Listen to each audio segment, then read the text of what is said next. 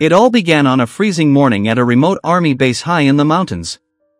The soldiers were gathered for roll call when something small and trembling emerged from under one of the trucks. It was a stray cat, thin, dirty, its fur tangled from the cold wind. Private Levin bent down, held out his hand, and the cat cautiously stepped closer. Nobody paid much attention at first. They gave it a bit of bread, some water, and named it Tom. The next morning, Tom was there again, sitting perfectly still next to the soldiers during inspection. When the commander shouted, "Attention," the little cat froze too, tail straight, eyes sharp. The men burst out laughing, but from that day on, Tom became one of them. Weeks went by, and the soldiers began to notice something unusual. The cat seemed to understand everything. When they marched out for drills, he trotted alongside them. During meals, he waited patiently in line.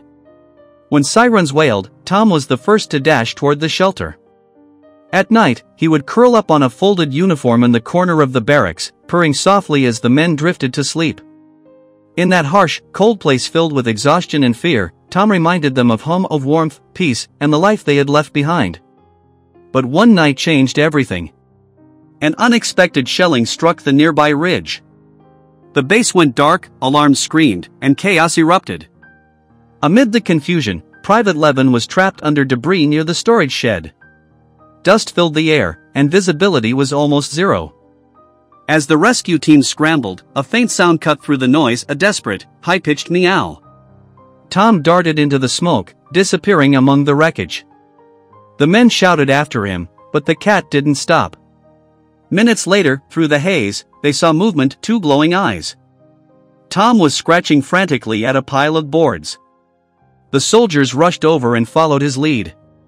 Beneath the rubble, barely conscious, lay Levin. Tom refused to leave his side until they pulled him free.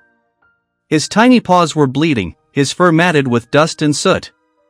After that night, no one called Tom just a cat again. The commander even ordered a small patch to be made for him, a tiny badge with a paw print and the word soldier. From then on, Tom stood proudly at every roll call, sitting right beside the men in uniform. Visitors to the base could hardly believe it, a cat living among soldiers, following commands, sharing their hardships.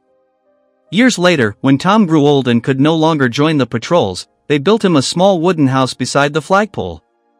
Every morning, as the anthem played, he would sit there quietly, eyes half closed, as if still standing at attention.